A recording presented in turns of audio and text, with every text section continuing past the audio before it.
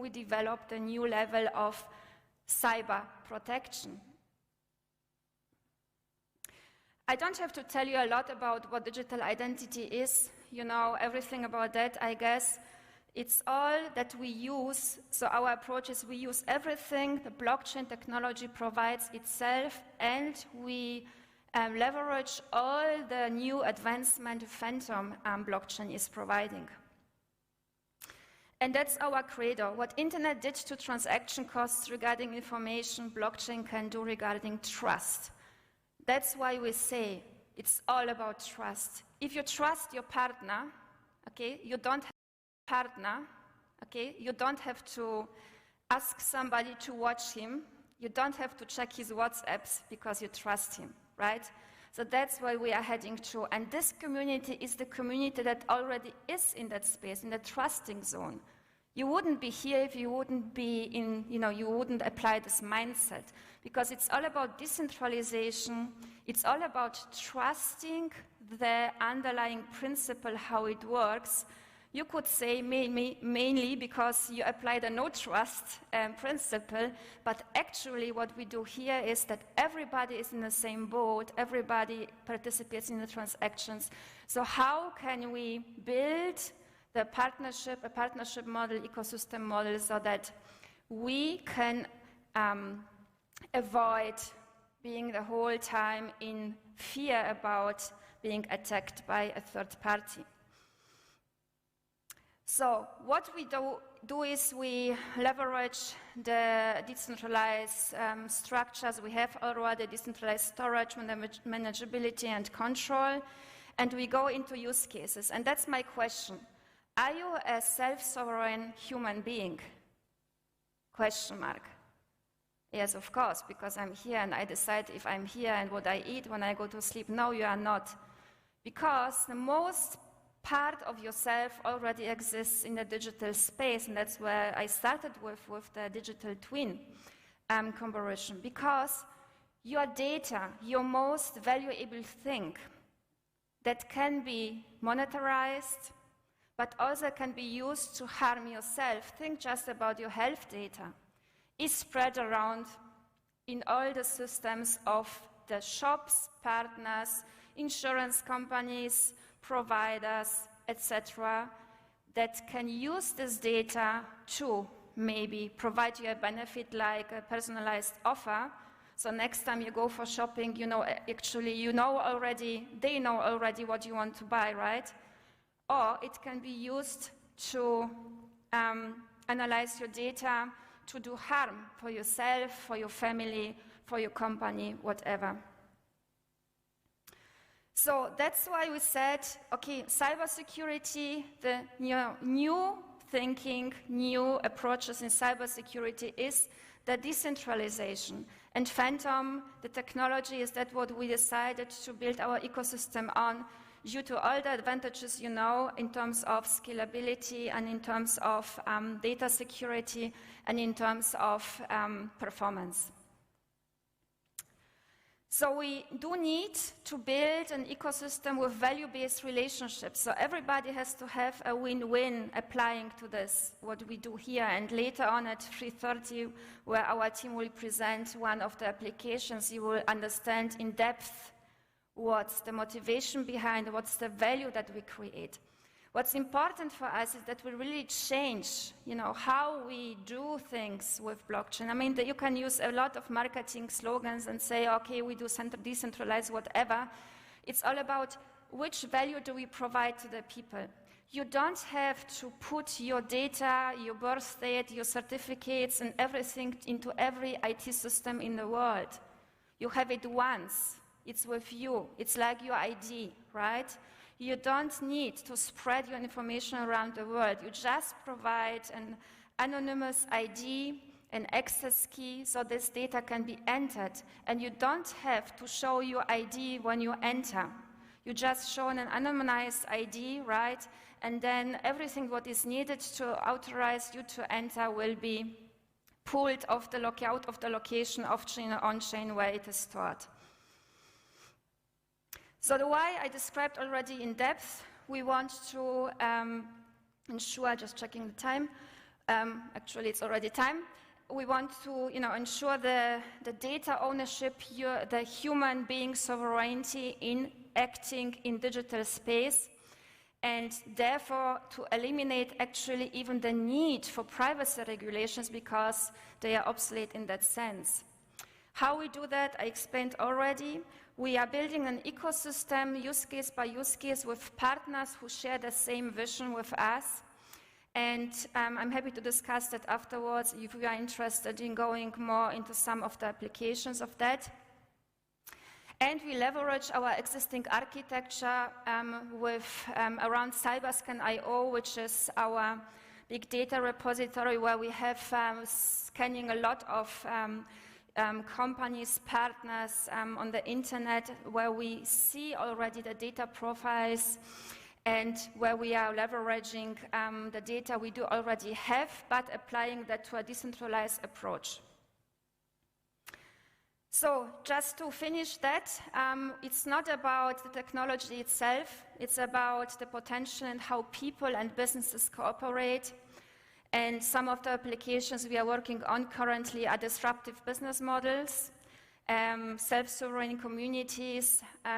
We do work on different applications, one of that my colleagues will present later on, and we are happy to discuss further applications with you. Thank you so much.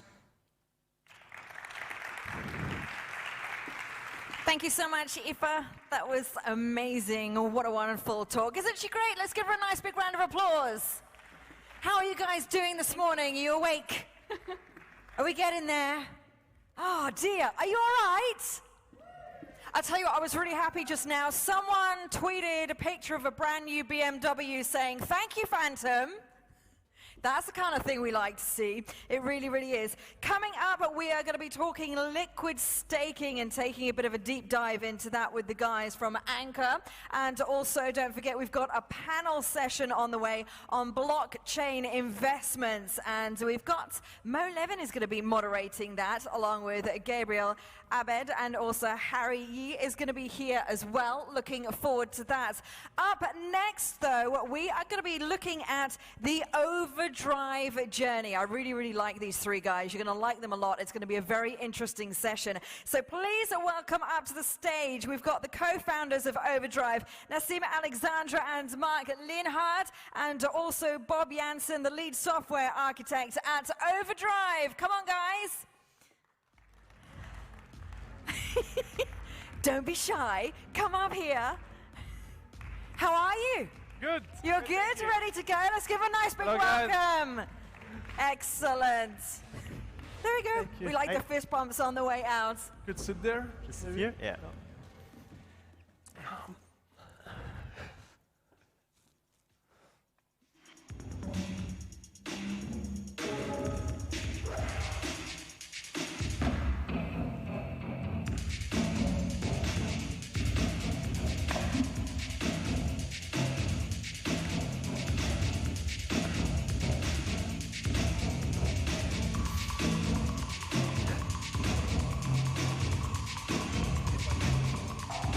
No, no, no, microphone. He's in the room.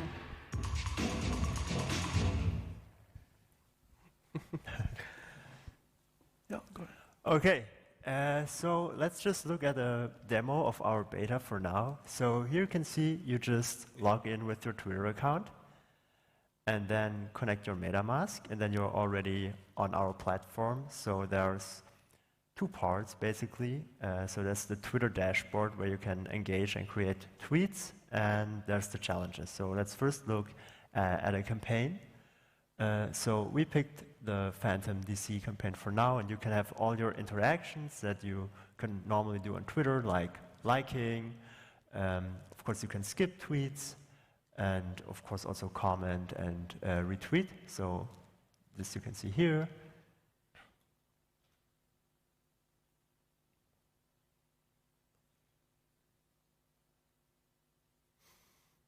And all the actions you see right now, you can also check our Twitter account, and you can see that they are on Twitter. So like we are integrated with Twitter.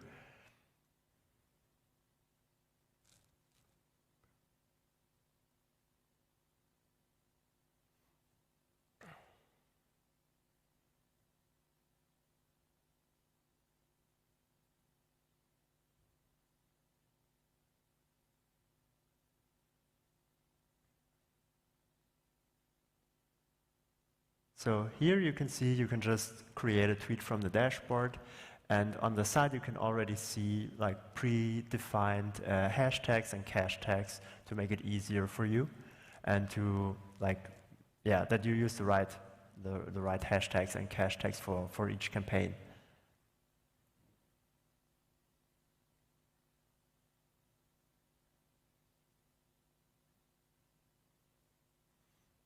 You also have team tweets. So here we see a tweet from Harry, so of course we like it. And then there's the second part, that's the challenges. So that's more like kind of quests in video games, like smaller tasks like liking, as you can see here, retweeting something, or also writing an article. So you can, like as a crypto project, you can run contests through Overdrive. And of course you as a user also have like your profile where you can see all the stats. Yeah, so that was the first part, basically just to give you a first impression of what we're doing. And let me give you more of an overview of what Overdrive actually is. So basically, as a user, we reward you for your contributions to the community.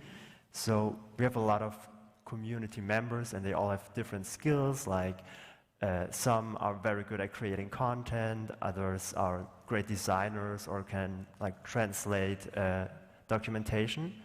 And the goal is basically to unlock all of their potential. So crypto projects get the value that community members can provide, and community members, on the other hand, get rewarded for it. So basically, we are connecting crypto projects with their community and basically help them to coordinate in a better way.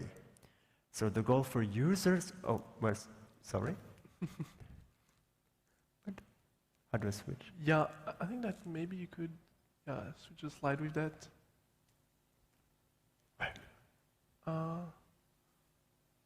That's, I don't know.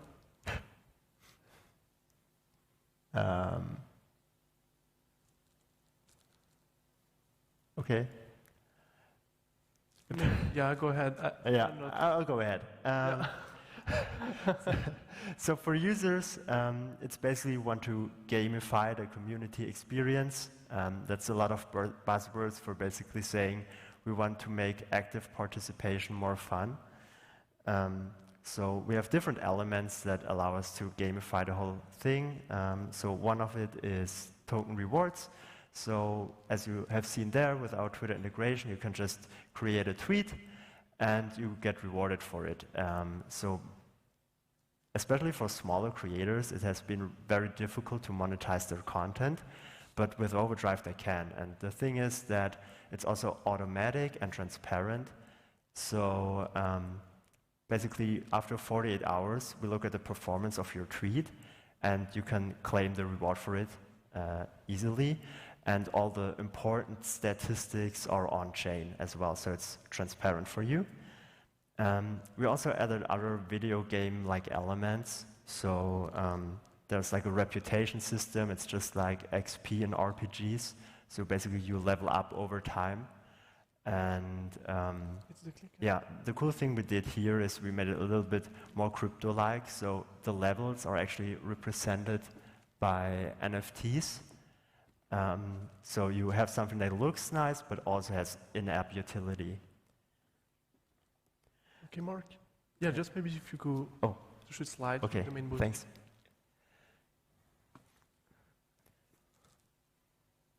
Exactly. Okay, so for projects, basically what you get is you get an incentivized and engaged community. So there's two parts to it. So first of all, maybe you already launched a couple of months ago, so you already have a user base. So with Overdrive, you can basically incentivize them to add value to the community. And of course, we also have the Overdrive user base. So there you already have people that have proven themselves in other projects, and they can also add value to your project. So what you can do is basically coordinate better, because you can, for example, if you have a new product release, you can create challenges for your community members to really push that message forward and to make like a lot of content around it and to even help with translations or whatever you need. So the goal is to basically make community engagement just more efficient and transparent. So as a crypto project, you have less manual work to do because we automate a lot of the stuff behind the scenes, and you also get like a KPI dashboard where you can get all the important statistics that you can see, okay, what works, what kind of users engage, and what do they do. Yeah, so that's it from my side.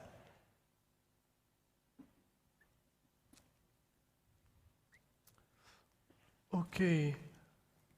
So yeah, why Fantom? So why we're building on Fantom? So Fantom is providing a great user experience and developer experience. So for user, it's simple, it's fast, cheap, there is liquidity, easy switching from other network like we know with MetaMask. Also for developers, so it's EVM compatible, there is oracles, NFTs, infrastructures, bridging, FTM scan, so everything we need. And the second and main point is, of course, the super strong community on Fantom, which is the core of our product. Why on blockchain? Which is a quite good question. So we wanted to bring the transparency on the post-to-earn economy. So each reward on its full calculation will be stored on-chain, on Fantom, and everyone will be able to see and understand why he got rewarded for his tweet, and also how he could improve his next rewards and his engagement overall.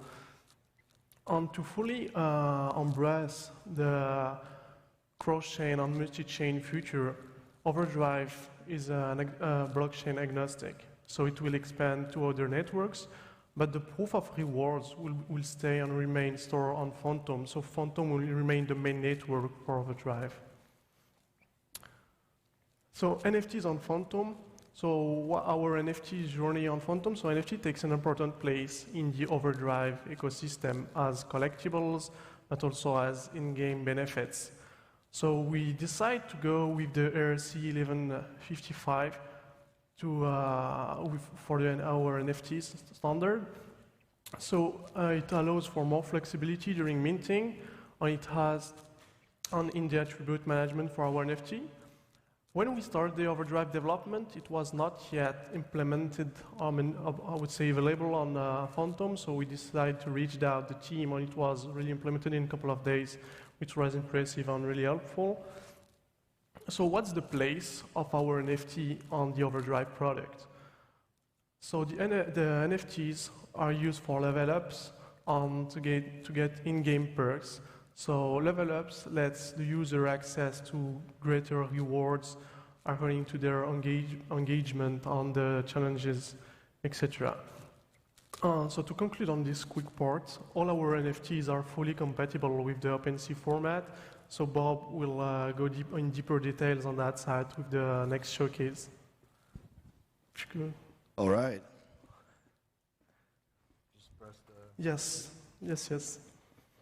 All right, so I'm the lead engineer at Overdrive. I'm going to be talking a bit more about the technical stuff, the stuff that we came for. So I'm going to first discuss the technical requirements. At Overdrive, we're basically dealing with a lot of data, ETL, extract, transform, and load. We're tracking a lot of user activity. We got to scrape all the tweets. For each campaign, we can have up to 15 scraping jobs. A scrape job can involve not only scraping team member tweets, but also hashtags, cash tags, and relevant keywords. Another big challenge we had was bookkeeping, keeping all of the rewards active. One of our main challenges we had was making the app real time. Some of you developers know that Twitter doesn't like that. You cannot just scrape the API every minute. They'll block you. So we had to do a lot of interesting stuff that I'll start discuss. Before that, we also have to track the NFT ownerships. This may sound easy, but from a back-end perspective, we have to track the NFT ownership for every interaction the user does. So when the user likes a tweet, when they comment a tweet, etc., we have to keep tracking if they own the NFT. We track these NFTs because users can earn extra rewards if they stake these NFTs or when they own these NFTs. And then our next challenge was, how do we store these NFTs? Of course, it has to happen in a decentralized manner, and they have to remain permanent. And then this is something that's very important for me. I really believe in using standardized implementations. As a developer, I really hate it when you have to go through all of the documentations and nothing adds up. The responses aren't the same. So this was something that we really wanted to put some extra time in. And then, as I said, everything has to feel real time. It has to feel snappy. After all, it has to feel like a game. So for our technical solutions, we're a bit old school. We are not a Jamstack. We have a complete cloud infrastructure. We got a backend. We have APIs. We have workers. We're running all of the scrapers in a siloed environment. That means that we can have hundreds or thousands of scraping jobs working simultaneously. And it allows for good vertical scaling. This may sound very obvious, but it wasn't so obvious for us in the beginning. So in the beginning, we were using our API keys for everything, and we were quickly hitting the Twitter limits. So we basically moved on to using the user keys for all of the tweet activity. Not only is that important for scaling, but it will also make the Twitter activity seem organic, as every tweet is posted on the behalf of the user and not on behalf of Overdrive. In the beginning, we experimented with a lot of different databases. We started with a NoSQL solution, and made sense at the time. Just dump everything, not worrying about any structure or data formatting. But then we quickly realized that all of the tweets follow the same format, and relational databases do give us an upper advantage. At some point, we were also running a NoSQL and an SQL setup combined, where we were storing the tweets in MongoDB and having everything else in Postgres. It was a little bit quicker, but when you have to think about scalability, speed, and reliance, just the maintenance and the scalability, it was not worth it. So at the end, we just went for Postgres. Of course, we're catching everything. We're using Redis. Again, this is very important because everything has to feel instant. When the front end is loading data, it's all cached. I'm going to discuss a bit of the game mechanics. There are three main elements in Overdrive. We have reputation, influence, and levels. Reputation is basically the key of it all. Reputation is earned through interacting with tweets or challenges. So for example, when you post a tweet, you can earn 5 points, 5 reputation points. A challenge can be anything. It can be 100 points, it can be 1,000 points, it can be 10,000. It depends on the challenge. Reputation is required to level up, and of course, the higher level you are, the more rewards you get. The next is influence. Influence is earned by only interacting with tweets. And it's something that's static, that's not static, it's always changing. It resets every 24 hours, meaning we are incentivizing our users to log in every day. The higher your influence is, the higher your reputation multiplier becomes. And then last but not least, we have levels. Users level up by earning reputation, but levels could also require additional requirements, including NFT ownership. So in the beginning, when you're level 1, you may only need 200 reputation points. But once you're level 60, you might have to own a particular NFT from a particular series. Or you may have to stake an NFT for 24 hours before you can unlock that level. And we hope to basically add a new level of mechanics to NFTs. At the moment, people are only collecting them and trading them and selling them, but there's not really much utility into that. And we hope to change that with this. Then some other factors that influence the reputation reward calculation are our native token, our drive token. Drive tokens can be earned through interacting with the platform, and you can stake them too. The more drive tokens you stake, the higher the rewards you get on your reputation. Campaigns can also have a unique multiplier effect. The default is 1, but that's up to our affiliates. And then last but not least, we have NFT ownership and staking, as I just explained earlier. So what you're looking at here is the reward formula. So we have the base reputation reward. This is basically what you earn for interacting. So let's say you post something on Overdrive. Your base reward is 5 points. Then we multiply this by your influence multiplier. Let's say it's 1.5. Now you have 7.5 reputation points. Staking multiplier is earned by staking Overdrive. If you stake 100 drive tokens, you could earn a 1.005 multiplier effect, and so on. So as you can see, this can grow very quickly, and we really want to reward people that are active and participate. So every time the user does an interaction, we have to calculate the flow. So when the user performs an interaction, we calculate the latest influence score. Then we use that updated influence score to calculate the new reputation score. And then last but not least, we check if they have enough reputation to get upgraded to the next level. So proof of reward. Each calculation is hashed, and we upload each hash on the Fantom chain.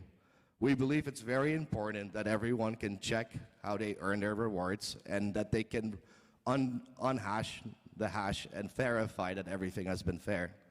We will be also publishing all of the bonuses, rewards, multiplier effects so that people can validate this. Last but not least, I wanted to go through the NFT creation flow. This has been quite interesting for us. We never worked with NFTs before. So we ended up using Pinata. They're really great guys. If you guys don't know them, I urge them to check them out. They basically built an entire infrastructure around IPFS. So with Pinata, you can easily pin NFTs, and they will remain there on the IPFS network. However, one issue with Pinata is that it's not fully decentralized because you're relying on a service to pin these images. Of course, anyone can pin them. So here at Overdrive, we also run our own IPFS node. But to just be sure, we also perma-pin them, and we perma-pin them on the Airwave protocol. The Airwave protocol is really interesting. They recently released a bridge that allows you to both publish your NFTs on the IPFS and on the Airwave protocol, creating a second layer of security. That way, if either network goes down, the NFT will remain online. Then the next step is, of course, to construct the metadata according to OpenSea standards. We went with OpenSea because they were one of the first ones that created guidelines. I'm sure that many front-end developers know how frustrating it can be when nothing adds up. For example, some NFTs come in the size of 150 by 150 pixels. Others are 3,000 by 3,000. How do you display them? So we believe in embracing open standards because that's really important for the NFT space.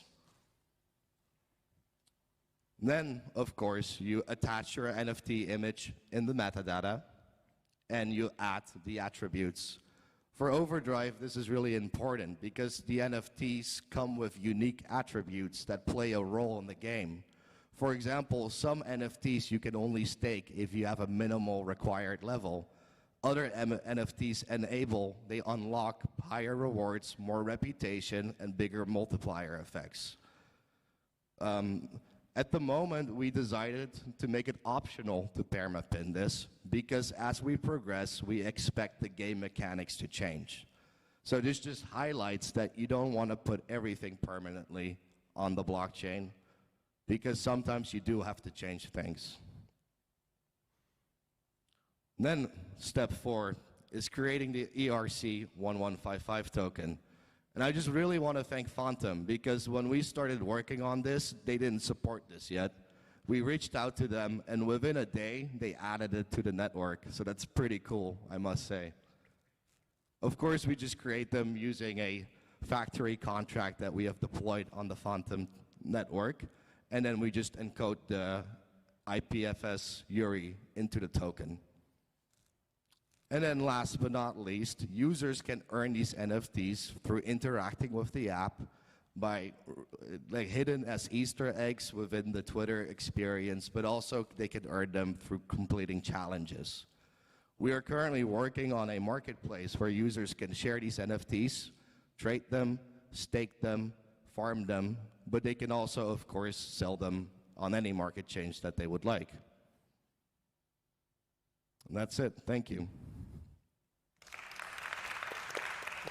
Oh. Okay. Oh. I just skipped the slide, but No. it is what it is. Slide with the QR code? Okay. So I thought we have some extra time. We could take some questions. I think, yeah.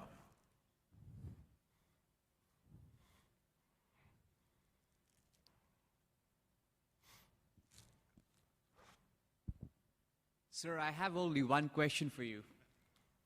Go ahead. I think you know the question. When can I expect the seed sale?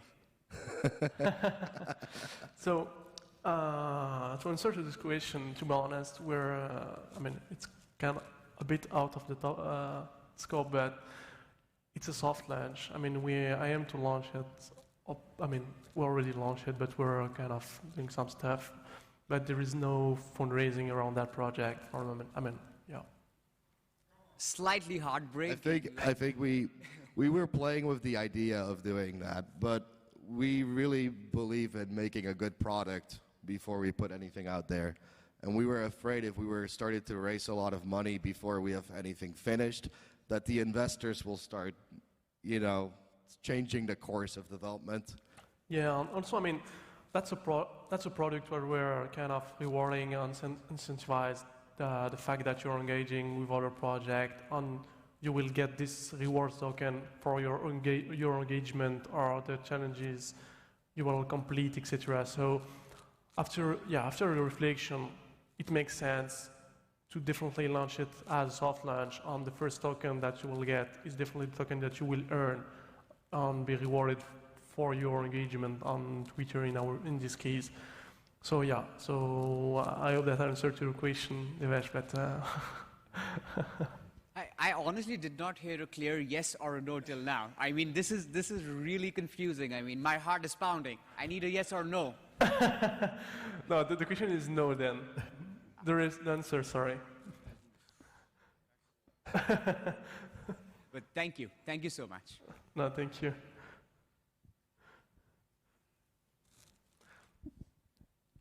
Hey guys, thank you for your presentation. Really like what you're doing. It's really needed. Even if you're a project founder, I can use your product as well. The only question here is, what exactly is doing on the Fantom chain, and why? Like I said earlier, I think that why we choose the Fantom chain is because we have a lot of microtransaction on NFT transactions. So the fact that for the users it's cheap and fast is super important. The second point is, of course, the strong community, because the Fantom community is our first user base on the core of our product. Because Overdrive works and will work based on the users, based on the user base on their engagement. And the third point is, of course, the fact that we want to bring the transparency, like I said, to the post-to-earn economy. So it's not like you will be rewarded and you don't know how you're rewarded and why you get this amount of tokens to be rewarded for, but you will be able to see and understand why and how you'll be rewarded, and this will be stored on chain, on the Fantom chain. Okay, another question. We also used this approach before Fantom pumped, Okay. and it was costly, but not so much. So we actually can easily afford it. But right now, if you're using that, who is paying fees? Because if you have many microtransactions and the Fantom pumped like pretty heavy, so your costs are actually increasing, right? And the more your database, the more costs you'll have. So what is the business model to cover those costs at least? Yeah, go ahead. Right, so I think there's two parts of it. We are having two tokens. We have the drive token, which is the application token, and then we have the governance token. The drive token you can stake and you can farm. There's a lot of farming going to go on. We'll also have, of course, a developer fund and one for the organization. And I expect that the returns we make by staking will cover all of the fees. But it's something that will be interesting to see how it goes. It's hard to tell. So right now you're subsidizing the activity, right? Correct. But then your database, user base will grow. You will facing some big multiplier of costs, and you will try to cover it from. Right. somewhere. Correct. Okay. So in order to, we already thought about that. In order to continue interacting with the platform, you do have to put some drive into it. So for example, the first few levels, you can just interact on the platform and you just earn reputation. But let's say you're level 60 and you want to unlock level 61, then there will be more requirements. It's not only the reputation you have, but what are you staking on the network? We're still, it's a journey. It has been a long journey for us. The game mechanics aren't 100% defined yet, but we have been thinking about all of these things. Thank you. Yeah, I can answer that question. Yeah. It's about the business model, actually, because I think you guys didn't No, talk, we don't. yeah, didn't on talk about side. that real quick, because it really answers your question. Basically, Overdrive will have clients, will have brands, right? So basically, at its core, Overdrive is a marketing tool for brands. Brands will pay a monthly subscription, 3 different tiers, and of course, with those, part of those fees will be distributed to the people, the members of the DAO, and the drive is the DAO token, and the DRT is the sort of in-game token that has no monetary value, but is used to purchase level up NFTs. So it's a very nice in-game economy, and it's fully sustainable. Yeah. So initially, let's say the clients, the brands' fees, the cost that they pay monthly will go back to the treasury, and then eventually, once it's fully permissionless and decentralized, they will go back to the DAO token holders. I'm Perfect. also one of the original co-founders, and but I will, I'm stepping down as an advisor. But did this answer your question? And actually, why Fantom? Besides the network, of course, it's because Fantom has a really, really good community. We did have the idea of Overdrive that was born thanks to the efforts of the Fantom community. And we do believe that, seeing how the community itself is organized would really benefit of a tool like Overdrive. Yeah, I think that's pretty much it. Yeah, thank you, Simone. You're welcome. I think that there is one question. I think that the last, because we are almost out of time. Okay, I quickly had 2 questions. Firstly was, how do you think you're going to account for Twitter bots increasing engagement on people's posts? Right. So we're currently in the process of incorporating the business, but once we have that, we can get enterprise keys.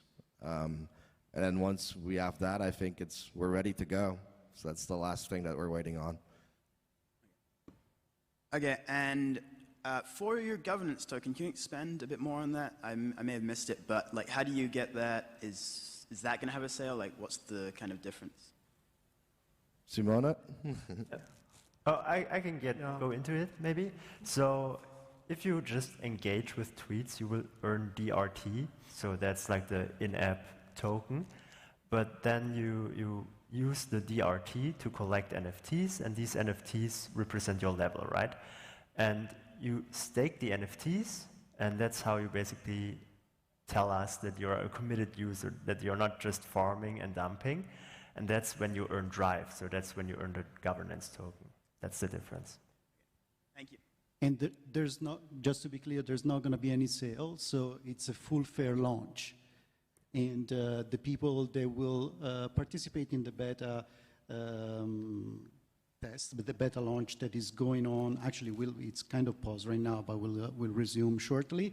They will receive a retroactive airdrop, of course, so very similar to, you know, all the other fair launches that we've seen, so, you know, earn and all the kind of stuff. So, yeah. Yes, so thank you. Leah, one last thing, that we have some t-shirts that are NFTs too. So if you want these t-shirts on the NFT that is associated with, will be, I mean, we have a booth in our room. You could just come to us. We'll just distribute some. So we don't have an unlimited supply. So You're the first NFTs on Overdrive. yes, also Yeah, too. it's pretty cool. So thank you guys. Amazing stuff. Thank you so much, guys. Thank you, Nassim, Mark, and Rob from Overdrive. Fantastic session. Thank you so much. That was brilliant. How are you guys doing this morning? You having a good time? Are we learning lots? Are we getting inspired? What? Yes, hell yes. We want a hell yes. We are day 2 of the Fantom Developer Conference. That's what we want. We want some noise for you guys. You guys are going to have to make some noise for the next one. We've got a panel discussion up next. It's on blockchain investment. First up, he was on and off this stage like a yo-yo yesterday. He's a ball of energy. We love him. Please welcome up Managing Director of Quantum FinTech Group. It's Harry Yeh. Woo! Also, joining him on stage is Gabriel Abed. He's the founder and director of Bit Inc. Hi, Gabriel. And moderating this session, he avoided the stage all day yesterday. Your moderator is Mo Levin, CEO and founder of Keynotes. Come on, guys. Give us a nice big round of applause. You should be in the middle, no? You don't want to be in the middle? No, You don't be a Phantom sandwich. Phantom sandwich, that's right. Generally, the way I like to moderate these sessions is in a more casual, loose way. Introductions aside, I think we could just jump right into this because the concept of blockchain investing is something that could feed several conferences of its own. So maybe let's start with understanding a bit more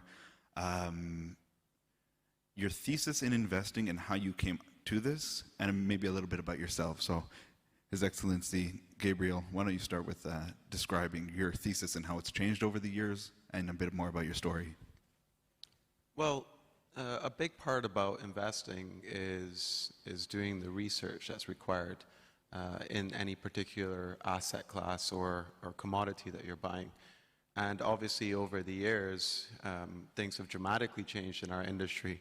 Previously, when I think back to the very beginning, we had Bitcoin.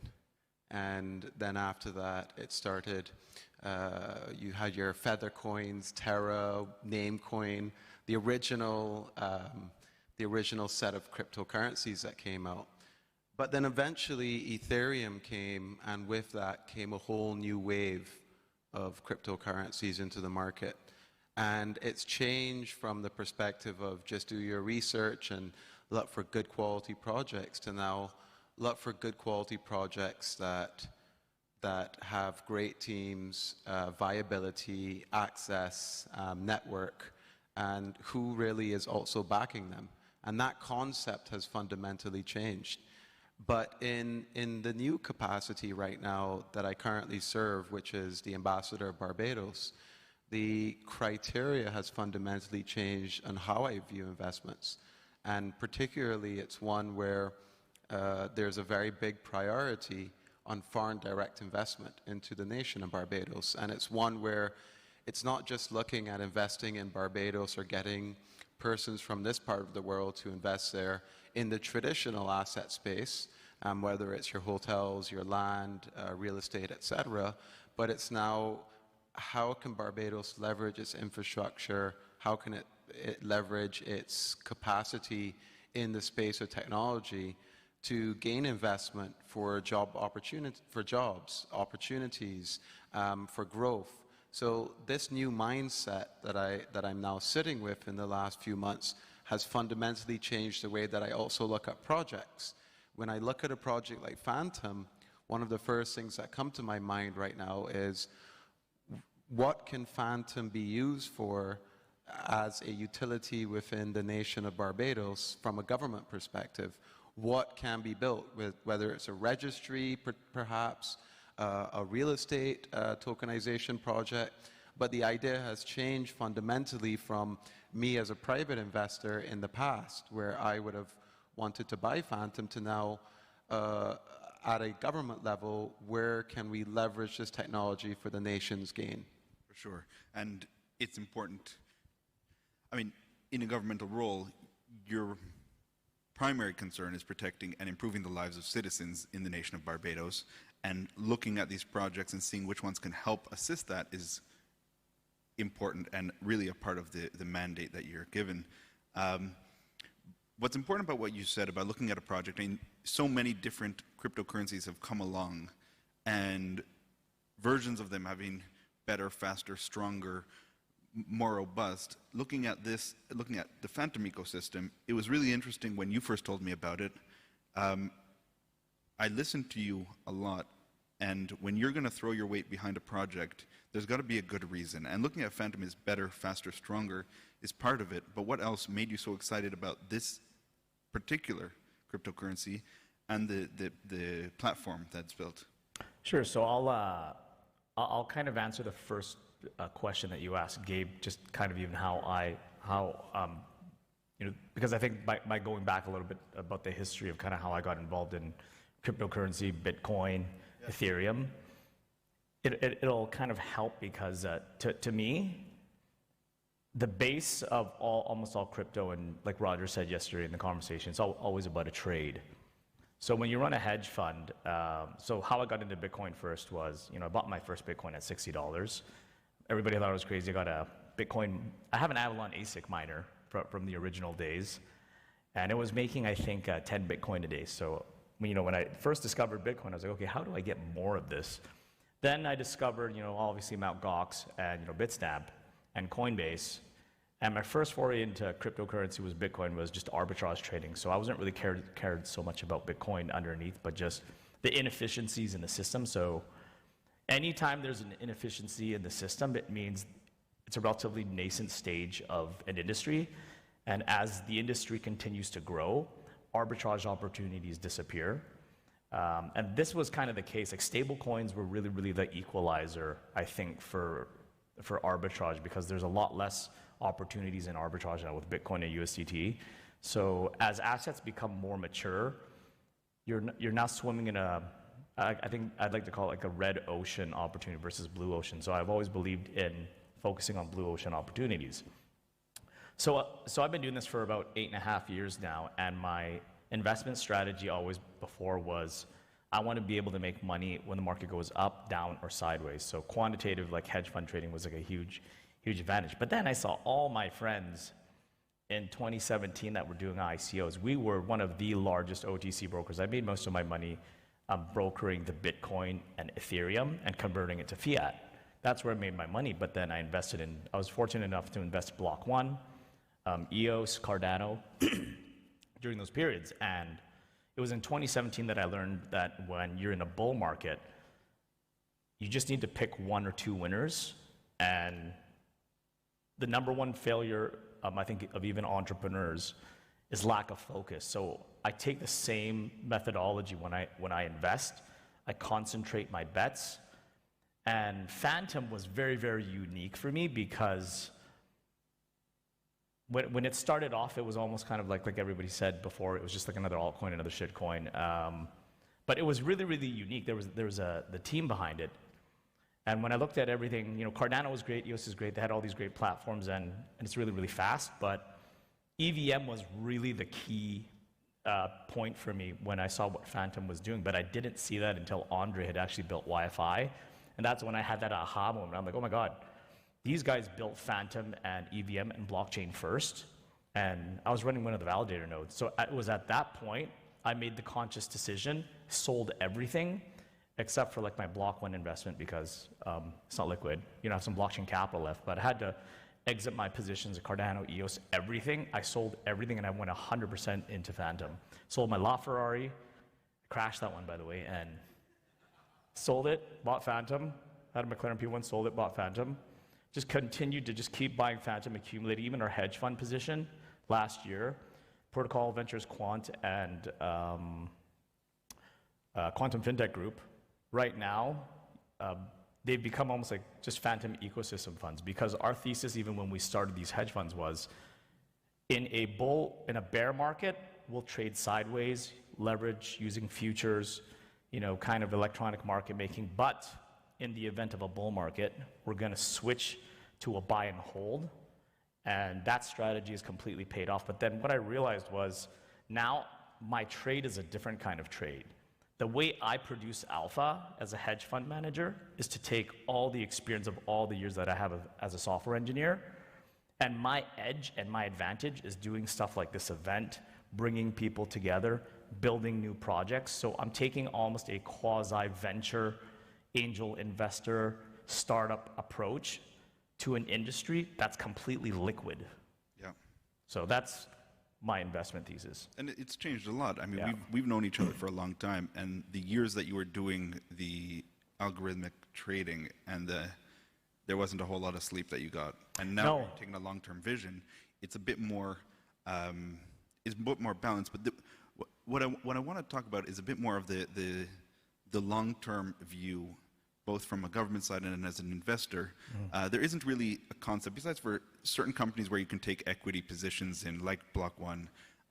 There isn't a Series A seed funding, Series B, Series C, and going public with crypto. I mean, it can go from a pre-sale to Binance in a second, and it's only getting faster, and these inefficiencies are being removed. At what time and how do you view projects like in stages in this industry? And for you running, working with so many projects and bringing them to the region, how are you saying, okay, this is already in its infancy, or this is a mature project? What does it take to become a mature project that can bid on a governmental contract for the government of Barbados? Okay, and I think that's very important, but I first want to correct my title. I left BIT since last year, Mo, so I think it's pretty important to note for the audience. So in my current capacity as the ambassador of Barbados and also an entrepreneur from the blockchain space in the past who has successfully brought projects to life, I think it's very important on the reason why someone like me would attend a conference like this is because when you look at these type of technologies, it's less about investing in them, which I don't get involved with. It's more about what is coming out of these technologies, what is coming out as products. So when you're looking at the various audience members made up of developers and you see them building different projects, you look at those projects from a position of innovation, a path of pioneering, and then think, how could this be applied to my nation so that the people, the government, and the corporations of that nation could implement it in a different type of way and get ahead.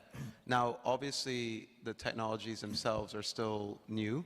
The projects coming out from this type of event are relatively still in their young phases, but eventually they start to get a level of traction, and that traction that one would be interested in is the product's in MVP mode, there's a couple of users, it's being battle tested. The next thing would be, well, how could that be applied to a particular government instance or a corporate instance that then has the upswing? And at that stage, you would want to align the two where you would see a developer in the audience doing something quite incredible, and you would want to spark that idea of, well, hey, you're doing something that I think can apply to this particular area of government. Would you be interested in having that conversation?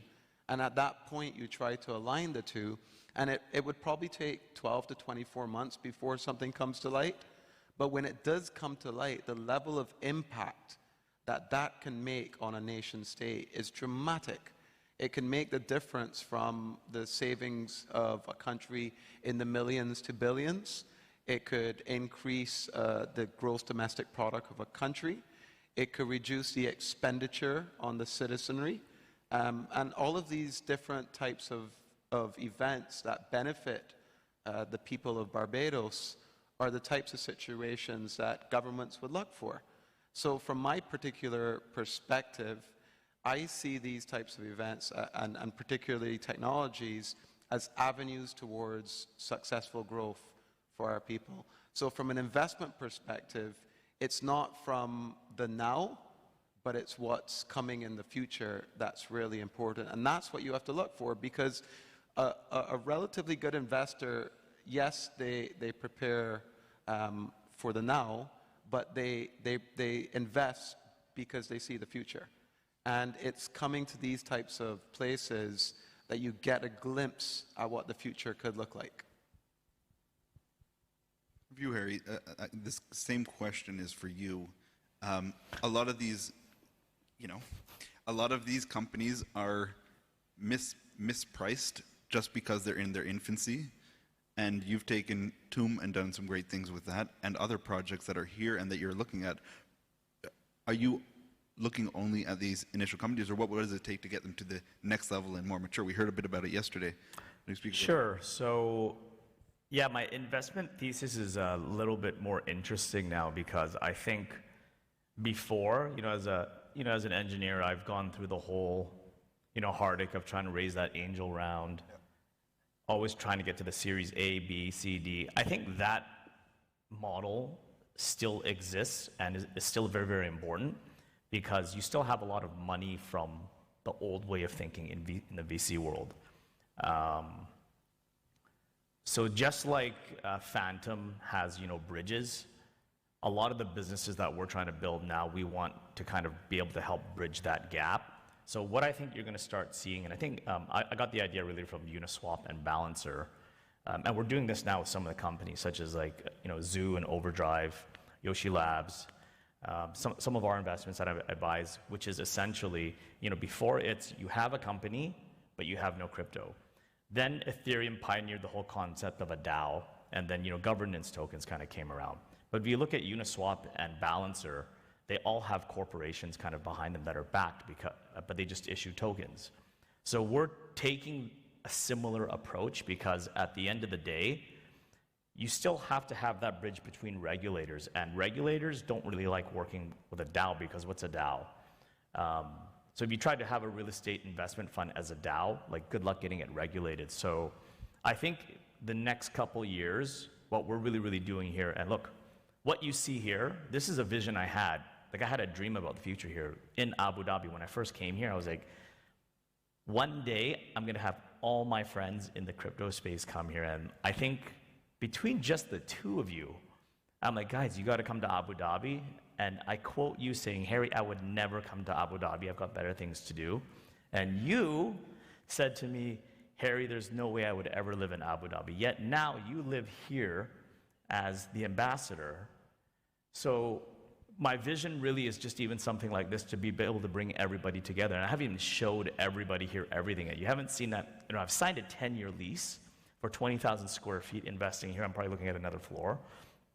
But by providing a healthy environment that people are familiar with, because it's very, very scary going to another country. So all my friends, everybody that's here, it's a nice intimate group. Part of it is why I invite people, I'm so generous to bring people here, is because I want them to see what this place is.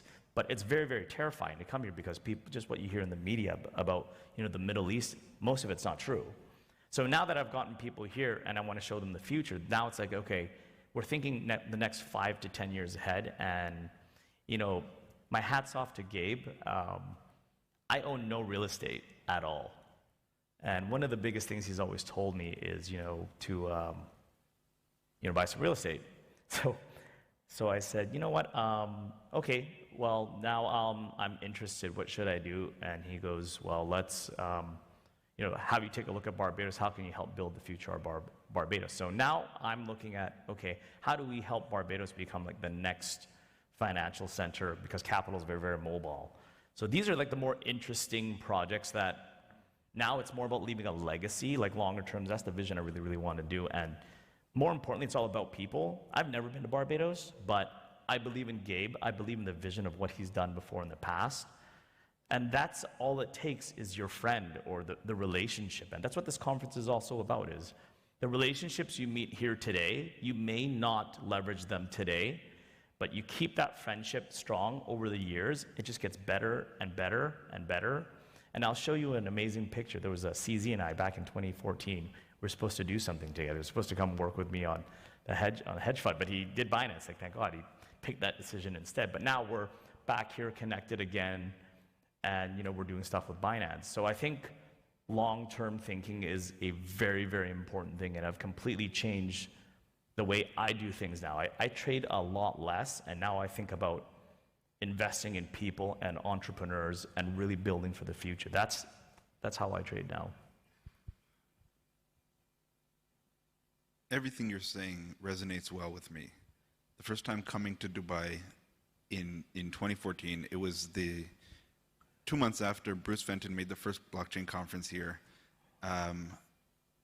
As many of you have experienced here at the Emirates Palace, and you'll be shown no matter where you are in the United Arab Emirates, the generosity, warmth, welcoming nature of the people, but also from a business setup, when you are ready to dedicate time and resources to setting up a company and setting up a structure here where you can work, they will open the doors for you no matter what you do.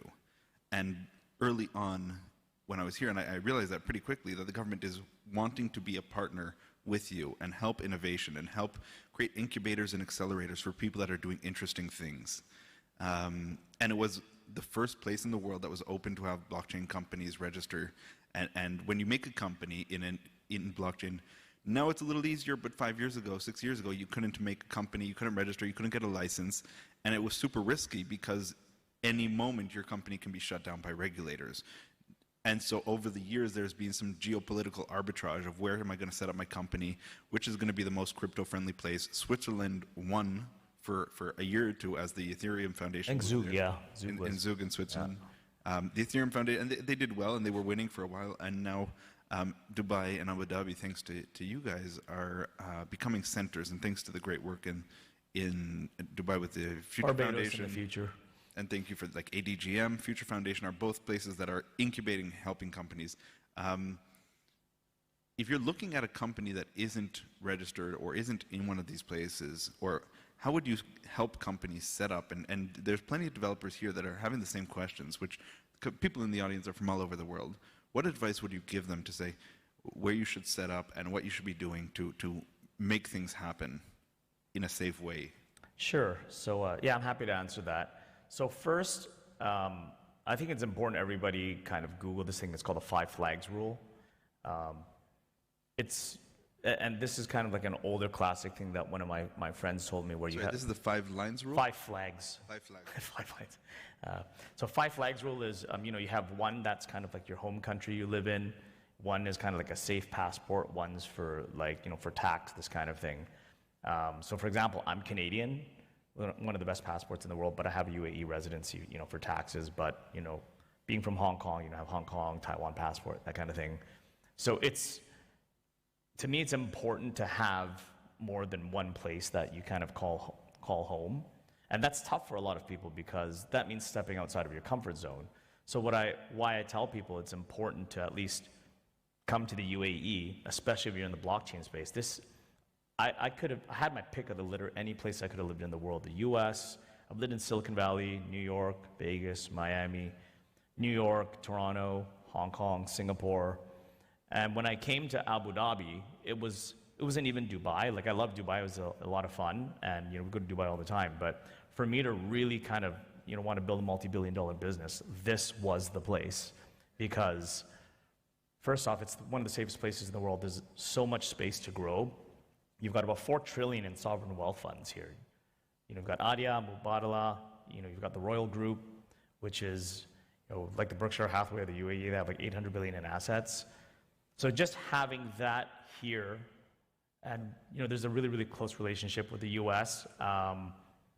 For entrepreneurs, I think setting up here, Dubai, Abu Dhabi, even Barbados, like we're looking at Barbados. Your Excellency, Yeah. what is the approach then with Barbados? Is it, I'm assuming it's much more cooperative than competitive, but to bring more businesses, or what is the discussions happening about bringing more companies that are involved in innovation in the blockchain space to Barbados? Well, let's actually touch on our theme here at Expo 2020. The Barbados theme for our pavilion is from sugarcane to blockchain. So the country is quite definitely thinking along these lines, especially after seeing the successes of companies like Bit. It's realizing that technology is the future. And I think what's important, if I can quickly just step back, and part of the reason that this was a target jurisdiction for us is because, as Harry said, the United Arab Emirates is very forward-thinking. As you noted, they were one of the first to start enabling blockchain companies. And a country like Barbados wants to participate in that. But more importantly, we want to look at the next generation of cross-border collaboration.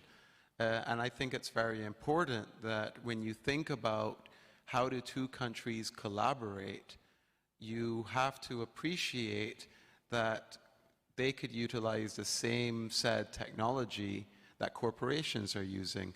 They could pioneer the same way that individuals and companies are pioneering.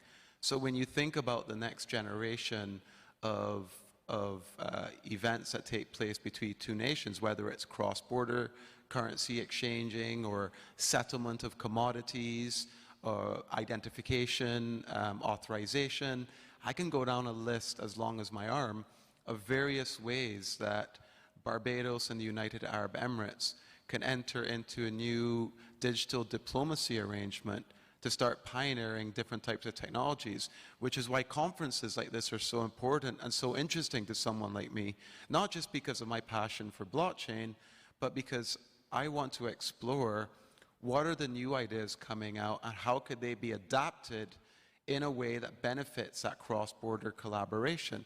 How could we apply that same set of technology in a way that benefits not just Barbados, but the United Arab Emirates? And how do we ensure that we utilize that in a way that uplifts the people and the corporations there? Now, in terms of investments, if I can step back again further, one of the key things that developers can take away from here is that you have a very enabling nation like the United Arab Emirates willing to allow you to have a home, willing to allow you to have a safe place to operate, various regulatory regimes that are all forward thinking with great frameworks coming out to support the initiatives that come out of your head. And what's important with that is once you have that initial footing, since we're talking about blockchain investment, you could then look towards this government or the government of Barbados to apply that pioneering activity. And once you have that relationship with the government, you become so much more attractive to investors.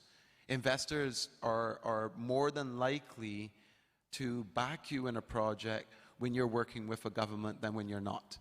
So I think that's pretty important to note. And I would say that the government of Barbados and the country in general is open for business.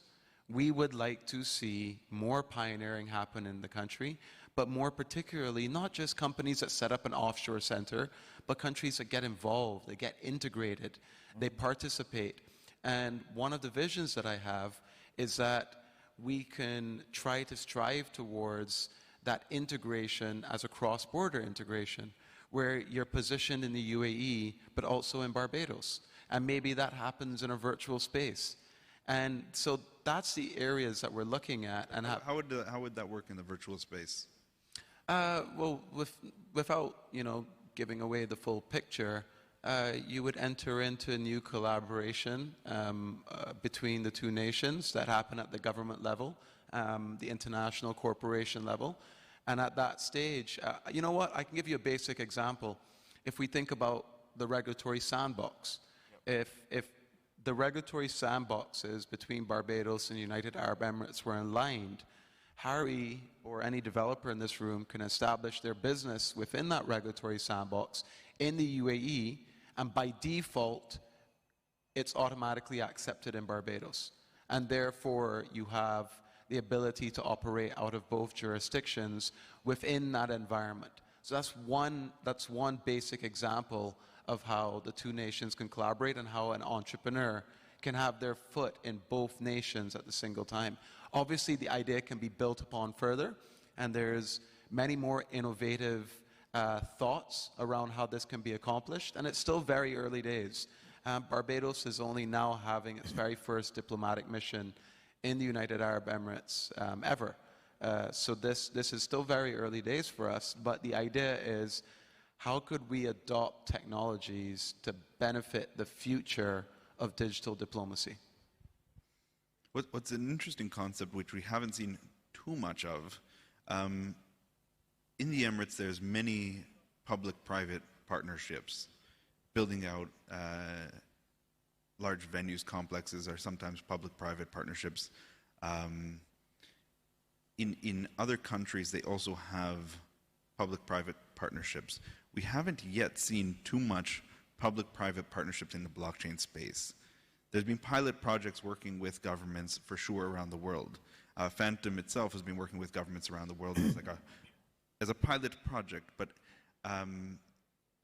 how soon and how far away are we from a public partnership and in equity ownership from a government into some of these blockchain projects? You want me to answer? Sure. Yes, so some of the things that we're looking at doing definitely, again, why do I run a hedge fund? Well, hedge fund it's an investment vehicle that allows people that really have a lot of money in one part of the world to get access to returns that are in this side of the world, which is the crypto world. So my life, at least in crypto and the financial side, when I'm not building stuff in engineering, is how do I bridge the gap? So even in Barbados, some of the stuff we'll be doing, investing in the region, we'll be setting up real estate funds that are the traditional real estate fund structure, and through investing in those vehicles, part of the investment thesis will have blockchain related to, because everything that I do is blockchain related. Yep. So I think those vehicles, you're going to see a lot more of them, because it allows people to think in one way without really kind of understanding the other piece. So you can almost think of the new wave of investing, even our hedge fund, and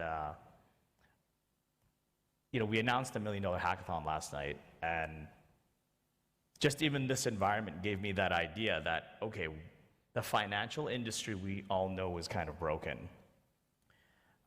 We run a hedge fund, actually probably just under $1 billion for the hedge fund, but in total we manage about $2 billion in assets now.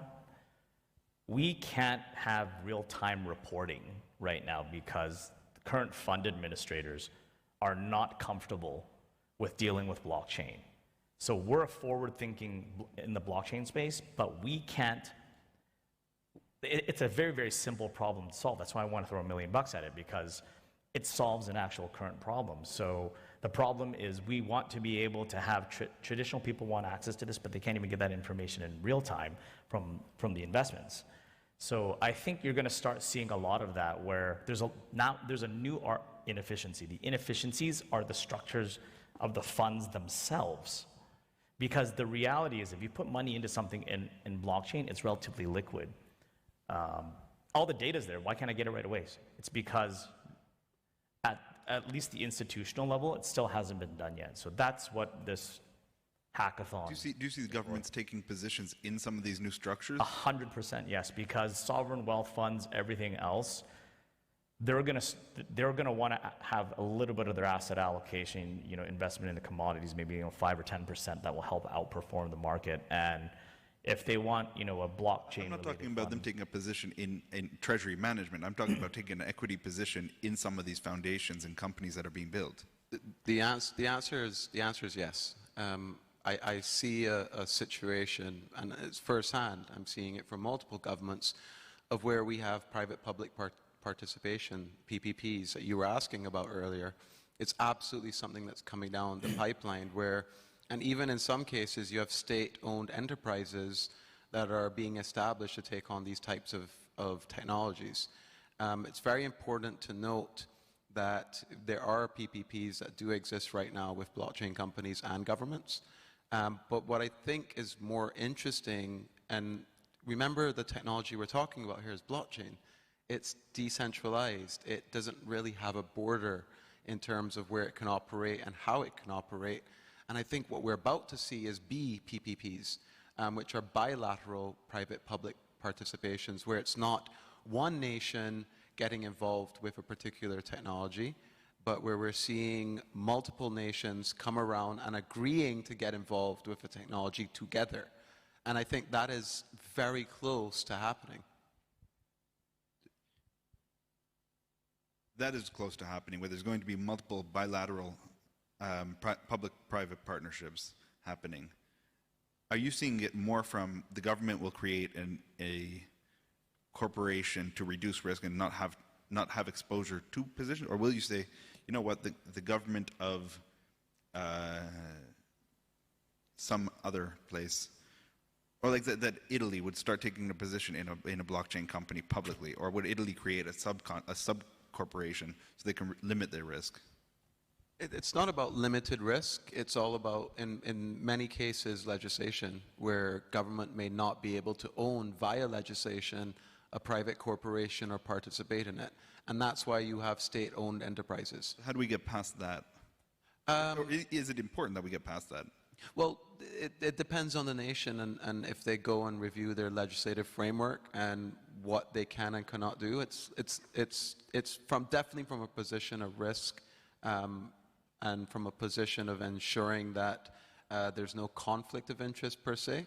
You will see many circumstances where these things are revised more often than in the past, because the reality is that the lines are being blurred right now between governance and government. And what this technology applies to do is in governance. So when you have someone like Harry saying, hey, this particular product called fund administration, that's a regulated product and a license you can apply for, it's grossly flawed in how it works for funds, maybe the government should revise how that works and move towards a more automated model. So these might be events where you're automating an industry, and as opposed to the government trying to create a product, they might adopt a product. Is that part of the approach? Like one of the goals of building these things, not only as a personal solution, it's a solution for the industry and governments around the world.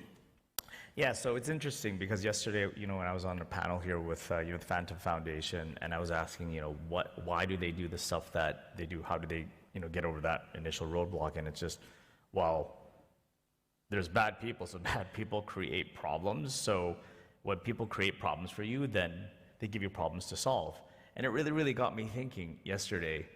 I was like, shit, excuse my language, but we have a real problem right now. We can't report stuff in real time. This is a real thing. It actually can cost millions of dollars. I'm not the only hedge fund that has this problem. So just that alone, I'm like, you know what? We had our breakout rooms, and I came up with this idea, 1 in the morning, and we kind of went through it. Where's the Cheetah guys? Are they here? They're probably sleeping. We have beds there. Yeah, I put a bed in the hackathon room with all the 50-inch monitors, but that's the environment I wanted to create. The idea, stuff that I've always wanted to work on. I really had time to sit down yesterday after the conference and think about, okay, what problem can I help solve that will make my life better, but probably have a bigger impact longer term? So solving your own problems, sometimes you help other people solve problems. So just even this conference, bringing everybody here, it gets you out of the zone, the mindset that you're used to being in, and lo and behold, that's kind of how I came up with the idea. But yeah, solving my own problem first, sometimes just by default, it solves other problems. And that's the beauty about technology and innovation. Gabe, in helping me solve my real estate asset problem, it's creating a whole new era, but it's that spark. So I'm never usually the guy that comes up with an idea, but if my friends have a great idea, I'd be like, I'm an execution guy. I'm never the idea guy. If you tell me to build a bridge from here to Mars, I would say, what, carbon fiber or plastic? That's what I'm really, really good at. But I don't usually come up with the original idea. We are going to close in 2 minutes. Maybe some final thoughts for the audience. Well, if we're giving final thoughts and sticking with the theme on blockchain investment, I would put it out there to many in the audience that, of course, when you are looking to build innovation and pioneer towards a new path, that it is sometimes daunting to raise capital. But if you are, as Harry mentioned previously, looking to solve existing problems with a solution, it does lend for a very good position and a very good foot to start on. I would further say, and just again in the capacity of my role, that governments do need solutions just as much as citizens do. And it's a very good place to look, particularly in regions or countries that have leadership, that have the appetite to want to see efficiency, that want to see transparency, that want to see growth and job opportunities. So I would say that a very big focus should be towards those types of government relationships, and to look at going down the path of applying said technology in that arena, because I suspect that the world of BPPPs and PPPs in general are going to be the flavor of the year come next year. Because if we look back, we saw the nerd in his room or in his garage building a product 7, 8 years ago. Fast forward 5 years ago, we saw the initial corporations taking placements. 3 years ago, we saw the institutional investors getting on board. This year, we see the complete mapping of corporations, Fortune 500 companies, you name it, all getting involved with this technology. We're starting to see the pilots happen with government, but it's not become mainstream of where many applications of governance are run on this type of technology. And I suspect that come next year and year after, that's when the windfall of government-based applications are going to come. And I think that's where a big part of the blockchain investments are going to be directed towards. Do you have any final thoughts, Harry? Well, first off, thanks, Mo, and for you guys for coming. Without you guys here, actually, I probably wouldn't be sitting here. So thank you for bringing me to the UAE in 2016. What Mo has done for me is really, really what I'm doing for a lot of you that are here for the first time. So my closing remarks are definitely take advantage of the conference, network, make some relationships, invest in people, because at the end of the day, that's what it's all about, is the connection and people. And I think investing in people, you'll never go wrong. That's kind of like my closing comment. I don't have much of a closing thoughts. I think we covered a ton of ground, and investing in people and understanding the friction and inefficiencies from a government perspective and a personal perspective gives people a great basis by which they can build amazing things. It's not about picking which coin to buy. It's about picking good people, surrounding yourself with great people, and solving real-world problems that people are having or will have in the future. I'd like to thank my panelists, and I hope you guys enjoy the rest of your day. Thank you, everybody.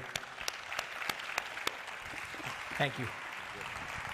What a fantastic panel session. Give it up once again for Harry A., Gabriel, Abed, and of course, Levin. Thank you so much. How good was that? Amazing insights. What was that? Getting excited. How are you guys doing? You okay? We are deep in the throes of day 2 of the Fantom Developer Conference, and up next, very excited about this one, all about liquid staking, taking the deep dive. Please welcome up to the stage Josh Neuroth. He is Head of Product at Anchor. Hi, Josh.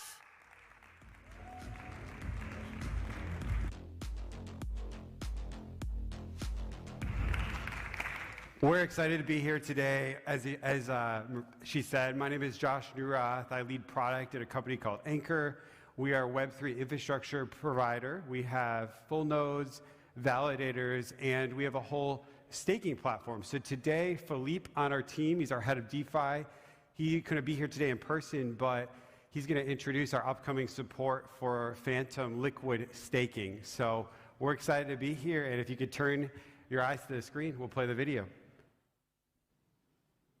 Welcome to the Fantom Developer Conference. So today we're going to do a deep dive into liquid staking. So first, it is important to put things into context in a perspective where there is proof of work and proof of stake. So I guess you're familiar with the difference. And the main problem with proof of work was its energy inefficiency, and proof of stake became as a solution to the energy inefficiency of proof of work. But we believe that proof of stake itself also suffers from some inefficiency, which we call the capital inefficiency.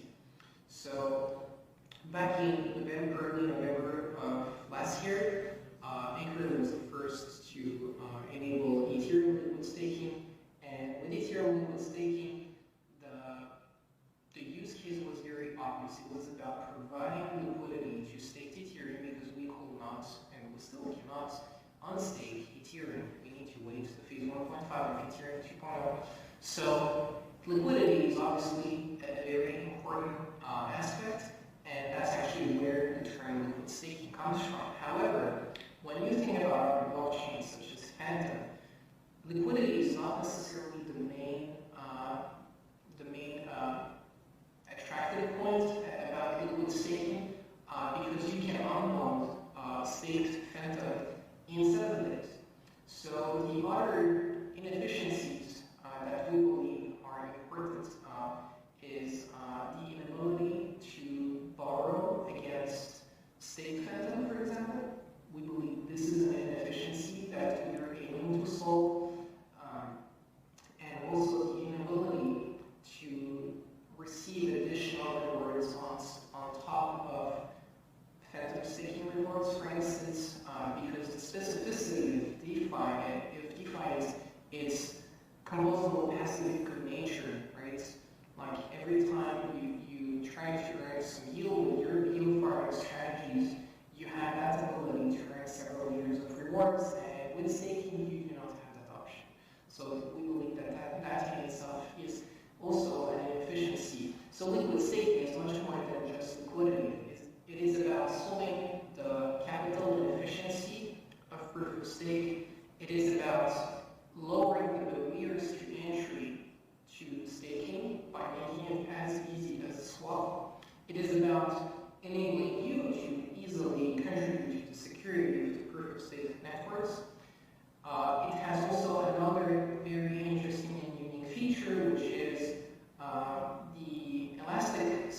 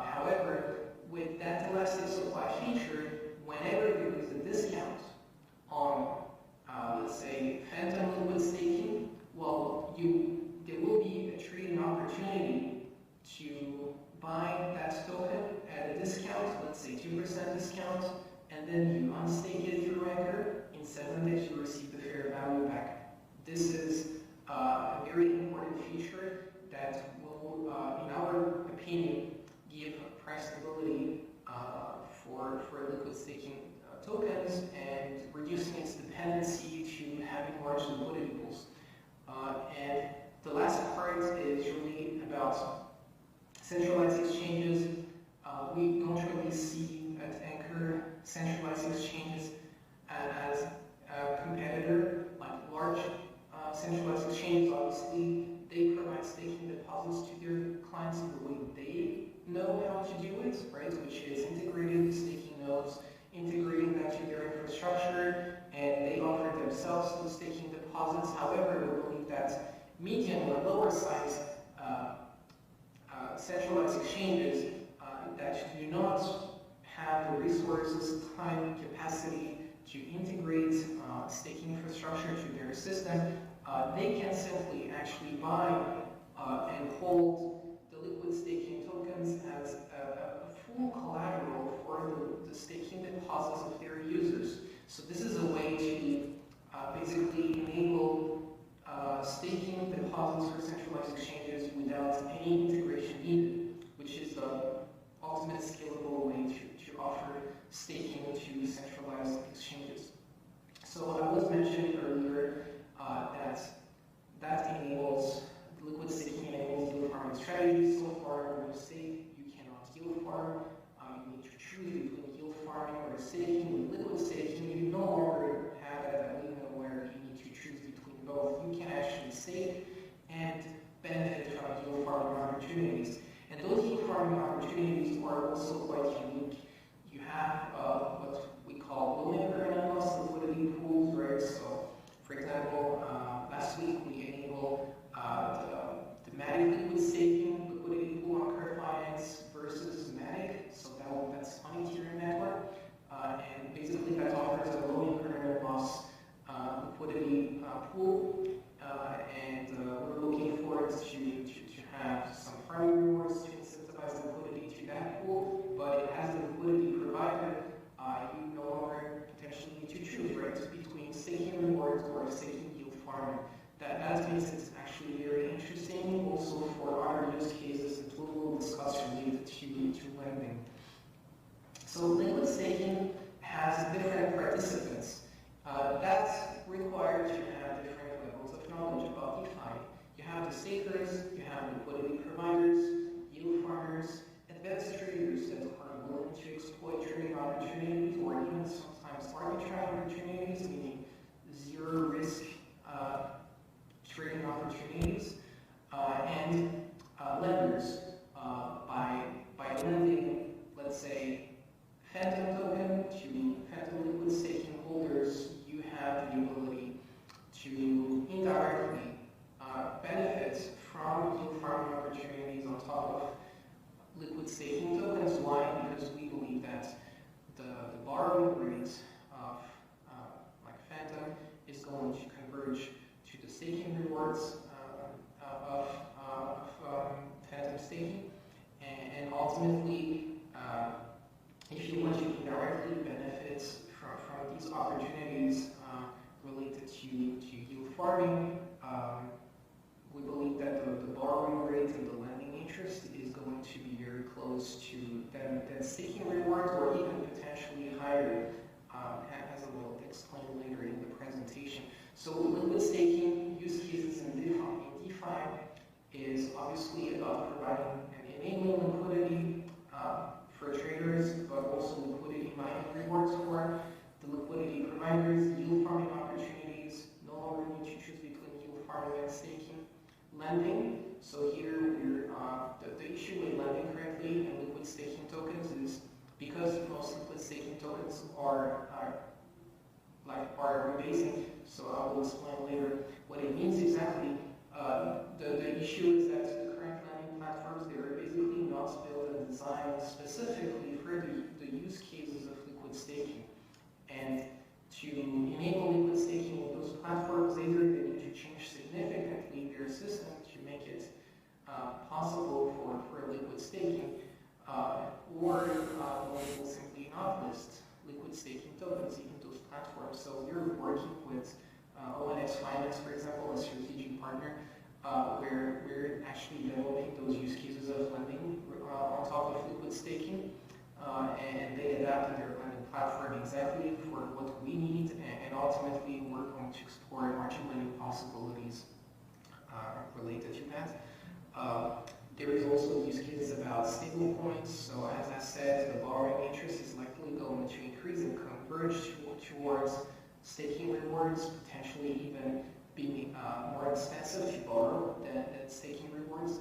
So it is important to have an alternative source of financing to fuel lending activities related to liquid staking. So we thought that a stable coin backed by liquid staking tokens actually makes a lot of sense. Because you have the possible, since the collateral is generating yield, you can use those staking rewards to incentivize the stablecoin lending supply and make the borrowing side like cheap because it is incentivized and subsidized by the lending supply, which is subsidized by the vault holding the collateral of the stablecoins. So I think this is also an interesting use case. And ultimately, trading opportunities can happen in different ways. I mentioned before the fact to be able to buy at a discount a liquid staking token potentially on Bondit, and after 7 days you realize that gain. However, there is also opportunities among DEXs, as you can buy at different prices. Also potentially cross-chain, we're enabling Anchor Bridge to bridge liquid staking tokens to different chains. And also a concept of instant liquidity pools that I'm going to show later. So the liquid staking market opportunity is also very appealing. 220 billion stake tokens as of a few days ago. Annual rewards estimated at 19 billion for those 8 blockchains. Average reward 8.7%. So this is obviously really appealing, and the appealing part as well is that for some blockchains, the staked market is actually higher than the market cap itself, like in the case of Solana and Avalanche. And as a reminder, the market cap includes only the circulating supply, and staked tokens are not part of the circulating supply. So the staked market of Avalanche and Solana is bigger than the market cap of Avalanche and Solana itself. So for Anchor, our liquid staking offering is basically designed in line with 2 fundamental concepts on how we design the tokens. The first one is a reward-bearing staked token, which is AEC. So for AEC, the fair value of the token is increasing. However, the amount of tokens that you hold on your wallet stays the same. So basically, the fair value of AEC versus Ethereum is supposed to grow as the staking rewards are accumulated by our staking pool. Currently, the fair price is about 1.049 Ethereum for 1 AEC. So if you will be able to unstake Ethereum tomorrow, and then you will be able to collect 1.049 Ethereum by giving back 1 AEC to Anchor. If you do it in 2 months, that amount, the amount of Ethereum that you can collect will be higher. For rebasing tokens, it makes it a little bit easier for users to understand how much rewards they get in a way where if you hold ETHB, which is a reward earning version of our stake tokens, you will see the balance on your wallet increase over time. So on a daily basis, we update the ratio and we'll update the balance on your wallet. And this basically simulates the amount of staking rewards that you get off your wallet. So the fair price of 1 ETH is 1 Ethereum, the same for Avalanche, and so on and so forth. However, you receive more ETH on your wallet on a daily basis. So that's what we call rebasing tokens. The roadmap for this year, so this month we released Polygon, Polkadot, and some liquid staking tokens. So here is an exclusive announcement for the Fantom community. So in November, we're going to launch a Fantom liquid staking token. So I hope you're excited about that. And we're also going to enable StakeFileAlpha dashboard, which is a data aggregating tool that will summarize all the farming opportunities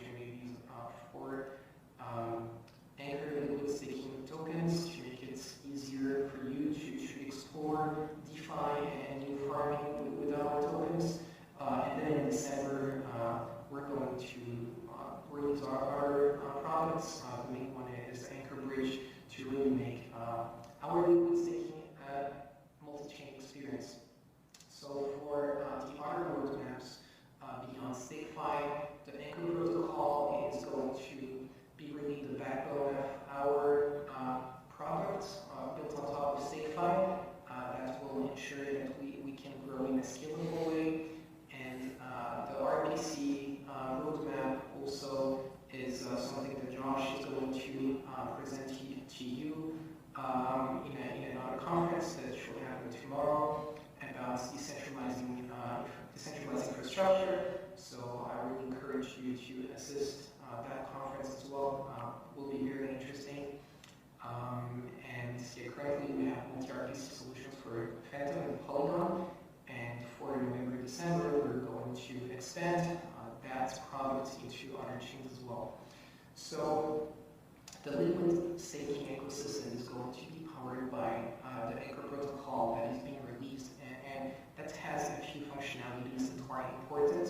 So first, it powers our StakeFi ETH2 nodes that I'm going to show you after. It enables Anchor Bridge to allow users to have a multi-chain liquid staking experience. Why? Because asset ratios need to be updated daily to make sure that through rebasing you receive those staking rewards. If we are doing that on a multi-chain basis, basically we need to make sure that you're receiving the same amount of staking rewards on your, let's say, ETHB, on Fantom, and Binance Smart Chain and Ethereum and all chains, and there should not be any discrepancy, right? So that's important that we have the Anchor protocol to make sure that we can enable that in a reliable way and scalable way. If we have the Anchor Bridge integration into multi-chain trading aggregators, such as, for example, OpenOcean will be possible. So that's the kind of collaboration that we're looking for in the future. We can enable liquid staking margin lending, as we discussed with Linux Finance as one of our strategic partners, and ultimately the staking, unbundling, and all these transactions happening at the level of the Anchor protocol should be enabled by a set of validator nodes that should support not only StakeFi products but also the multi-RPC. So here we're going to give you an insight about our StakeFi ETH2 node providers. So here is an interesting system where we kind of forced Ethereum to become delegated proof of stake and having what we call StakeFi ETH2 sidecar or nodes that replicated the role of a validator in the context of a delegated proof of stake system. So here it is actually our community that has been fantastic, and they're enabling 208 nodes in our system, and as a node provider, we basically delegate to them the ETH2 validated node task, and they perform that task instead of us to decentralize the system. Those node providers are hosted by not only Anchor, but they're free to host their nodes with any provider, basically. And we have also a slashing risk monitoring system that also actively manages and reallocates the ETH2 validator nodes that we allocate to the sidecars. So if there is a sidecar that is not working properly, we're going to start reallocating the validator nodes to another sidecar to prevent slashing risk. So the probability to experience slashing risk events is extremely low because the Anchor protocol is actively managing actually that system to prevent that situation. So that's why not every sidecar has the same amount of validator nodes, right? There are some differences that are the result of that sidecar allocation or allocation of ETH validator nodes keys to the sidecars. For liquid staking with delegated proof of stake blockchains, it is a little bit easier and the system is different. So here the key is to have a staking balancer that decides how to allocate the received amount of, let's say, Fantom tokens on StakeFi level. Where do we delegate? Which validator nodes do we choose?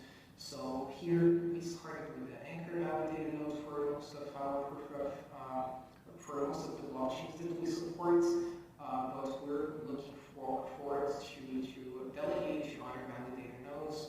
So ideally for the, let's say, the well-being of the community, it should be validator nodes that kind of actively support our solution. So, Fantom Foundation, if they support the liquid staking solution, if they have a validator node, obviously, I think one way to strengthen that collaboration will be to enable them, will be to make the staking balancer delegate to the Fantom Foundation validator node, for example, and indirectly benefit from supporting our liquid staking solution. Ultimately, the staking balancer is going to be governed by Anchor DAO, which is going to create Anchor StakeFi Council. The StakeFi Council is built by the DAO, and the council is going to calibrate those staking balancer, not only for, let's say, Fantom, but for every blockchain to make sure that it adapts to the market conditions for the validator node market. For StakeFi, there is also a fee layer that we can potentially apply. So currently, we're not applying any StakeFi fee for Polygon liquid staking, for example. And then the concept of instant liquidity pools, it will be something where instead of allocating 100% to the validator nodes, we could allocate 99% to the validator nodes, 1% to the instant liquidity pool. That allows users to swap at fair value their liquid staking tokens immediately instead of waiting for the unbundling period. So I think that will be the last pillar of our price stability mechanism that we want to achieve.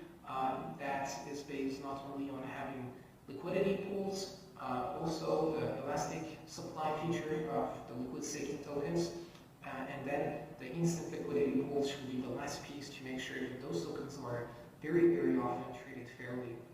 So the security mechanism as well is important. So our Anchor protocol enables different cryptographic threshold signature mechanisms that adapt to all the blockchains that we're planning to integrate. So now we integrated all the methods that we will need to support other blockchains, and the Anchor node providers on the Anchor protocol level will not only support StakeFi but also support the multi-RPC solution that we're developing, and to make sure that we can provide decentralized marketplaces for the RPC, for example, and make sure that we enable StakeFi to have a load management system that is not only diversified in terms of who are the node providers of those blockchains, but that ourselves, we are also becoming decentralized and powered not only by Anchor, but other participants. Finally, the Anchor bridge, as I mentioned, is going to enable a multi-chain experience thanks to the Anchor protocol, and ultimately, we believe that this is how it should happen. Anyone should be able to have access to Fantom liquid staking, not only on Fantom, but on other chains as well. So I think that's going to facilitate a lot the growth of all these blockchains, and also contribute for having more people staking, which contributes to the security of all these blockchains. Last, why Anchor as a liquid staking provider? So it is important to remember that Anchor is not only a liquid staking provider, we are actually a trusted node infrastructure provider that integrates more than 40 blockchains. So we started in 2017.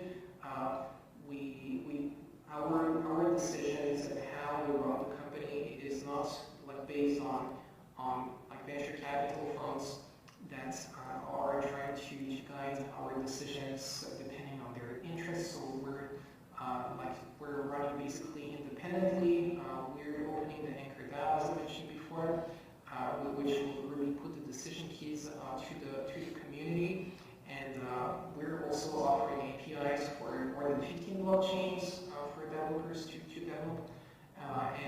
we're also enabling public Fantom RPC that you might be familiar with, which will also expand into our networks. In terms of numbers, Anchor is the second East liquid staking provider. It is also one of the validator nodes for BNB. We started recently Avalanche liquid staking, and we also launched very recently Polygon liquid staking, as well as Polkadot and KSM. So we're really excited to have announced to you exclusively the launch of the Fantom liquid staking solution planned for November. We hope that you are excited about that. We count on your support. And also feel free to use one of our API solutions or the public Fantom RPC, which is a permissionless solution that anyone can use at any time. So thank you so much for your support and your attention, and I wish you a nice day. Thank you. All right, I think we wanted to do a little Q&A. Does anyone have any questions?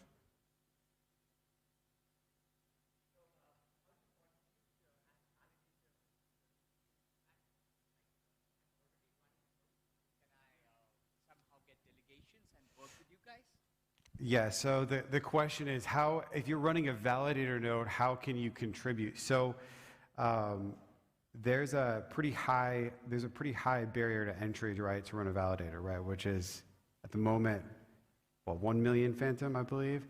We have this sidecar solution that we deployed on ETH2, and in the future that's rolling out to Fantom as well. So we will have the ability for validators to contribute through that mechanism. But we made a lot of improvements over the last year to that technology, so it's coming soon. So we'd love to have you as part of that. Thank you. Yeah. So in case till that happens, the liquid staking coins or tokens would be staked on the nodes run by Anchor? We are, as Philippe said in the presentation, at the moment, to start with, we are planning to delegate to the Fantom Foundation's validator. So we'll start with that, but then long term, with the interest from the community, we would like to roll out more validators and whatnot and provide that decentralization to the validator itself. So would you be looking at the foundation's recommendations for other validators as well, or just like choosing the foundation nodes only? I think we want our DAO to do that. So one of the things that Philippe was saying is like we're decentralizing our entire governance. So the Anchor token holders will actually be voting on that.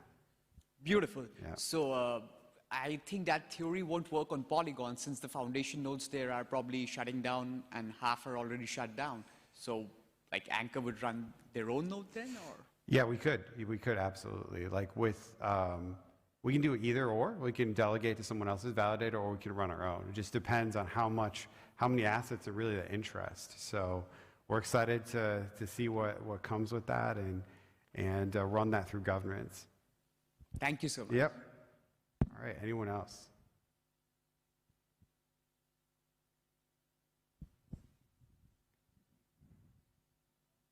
All right, I think Philippe's going to have some questions online. If you guys have any questions later, please tweet us at ANKR on Twitter, and we'll be sure to answer those questions on Twitter. So thank you guys. Have a wonderful conference. We'll see you tomorrow. Thank you so much, Josh Neurath and Philippe from Anchor. Thank you so much. Guys, listen, I've just had some really exciting news in. This is going to make your ears prick up. How would you like to win your share of $1 million? Interested? I'm just going to read this headline right here, and I'm going to give you all the details after lunch. This is literally hot off the press. The $1 million Fantom DC Hackathon Bounty, sponsored by Harry Ye, Managing Director of Quantum FinTech Group. How does that sound?